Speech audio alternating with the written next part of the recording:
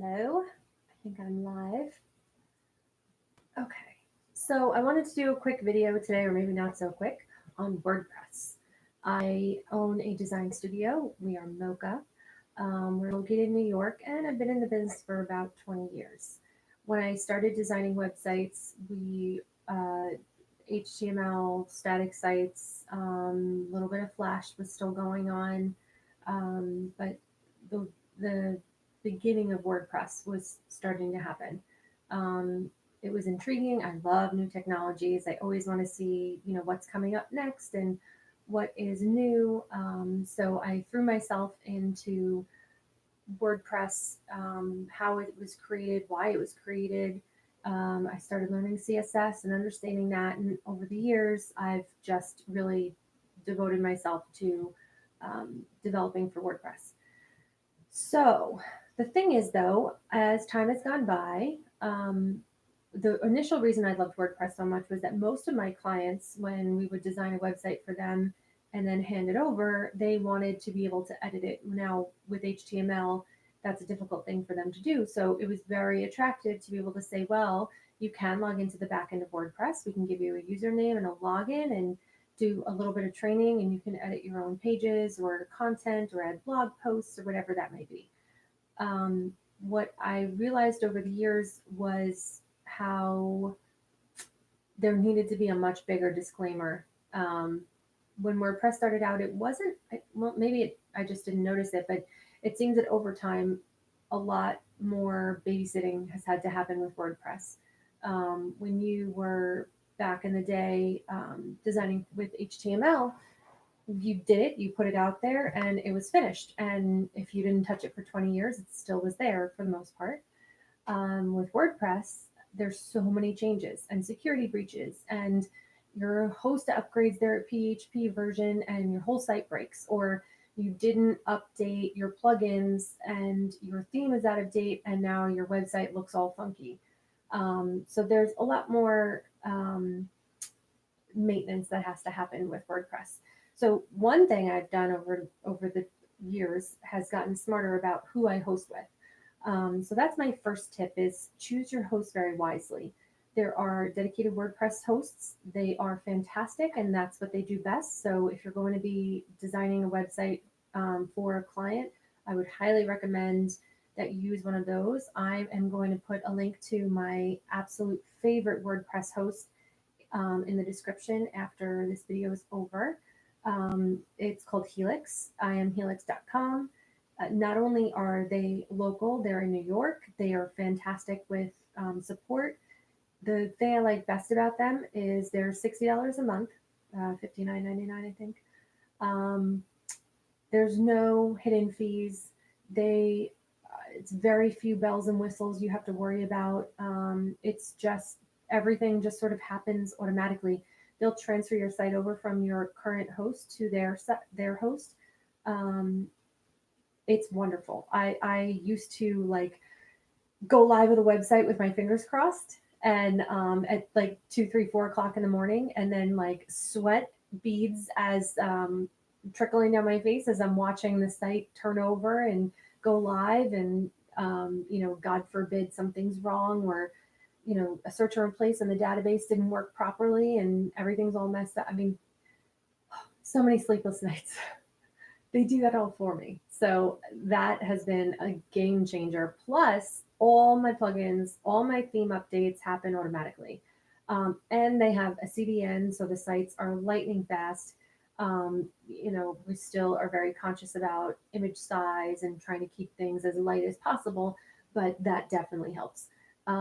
The other thing they do is there's a dev site. So a lot of times we'll be working with clients. Usually it's a long-term relationship. And let's say, we're 3 years into working with a client and they want to update some major updates.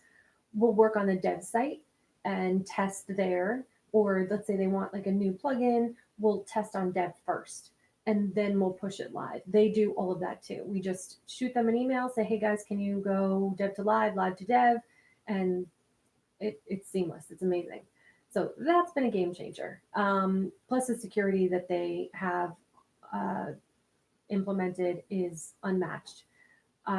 Over time, I've seen so many sites get hacked, and a lot of clients that used to host with some of the cheaper hosts have come to me and said, "Oh my God, my site is completely hacked, and I don't know what to do." And I pretty much say, like, we're gonna have to start from scratch because it is next to impossible to clean a site once it's been hacked.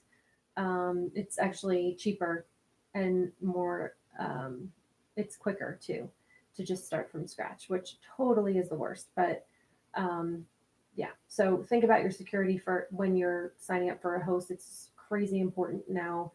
WordPress plugins get hacked, the theme files get hacked. That's why it's so important that you keep your plugins and your theme files up to date. So obviously, all these things impact the clients. They as things have gotten more complicated, um, there needs to be a lot of education when clients are going into a website design, that they understand what WordPress is and what their um, responsibilities will be after.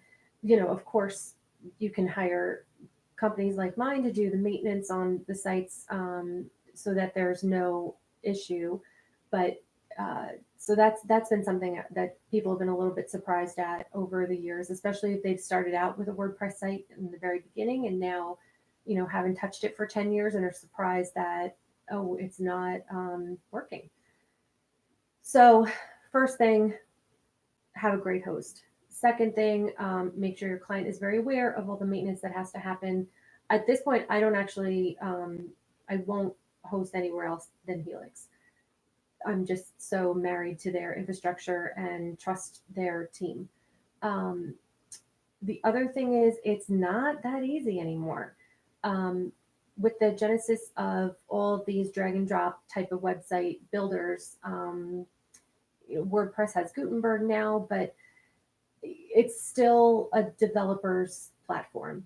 Um, a lot of people can mess around; they can use templates, but you're not building the most lean website if you go that direction.